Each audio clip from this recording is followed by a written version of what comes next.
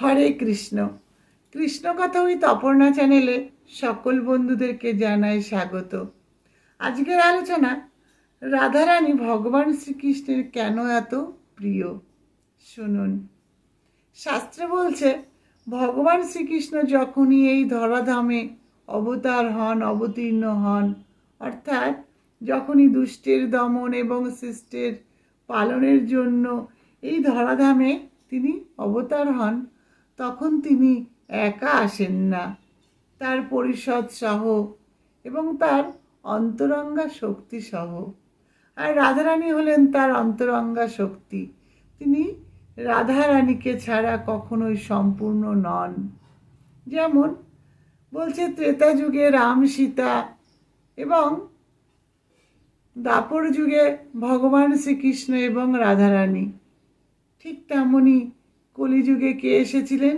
শ্রী চৈতন্য মহাপ্রভু এবং দেবী বিষ্ণুপ্রিয়া। তাই রাধারানী ভগবান শ্রীকৃষ্ণের এতই প্রিয় যে ভগবান শ্রীকৃষ্ণ কখনোই রাধারানীকে ছাড়া পূর্ণ হতে পারেন না। এবং আরও লক্ষ্য করা গেছে যে ভগবান শ্রীকৃষ্ণ কি করেছিলেন? যশোদার ঘরে তিনি কৃষ্ণ রূপে এসেছিলেন এবং বৃষভানুর ঘরে রাধারানী এসেছিলেন কন্যা রূপে। তাই বলবো, শাস্ত্রে বলছে যে একই অর্থে রাধা কৃষ্ণের কোনো ভেদাভেদ নেই, তারা অভেদ, তারা একাত্মা। তাই তো রাধা পূর্ণ শক্তি আর কৃষ্ণ পূর্ণ শক্তিমান। তাই দুই বস্তু ভেদে নয়, শাস্ত্রের প্রমাণ।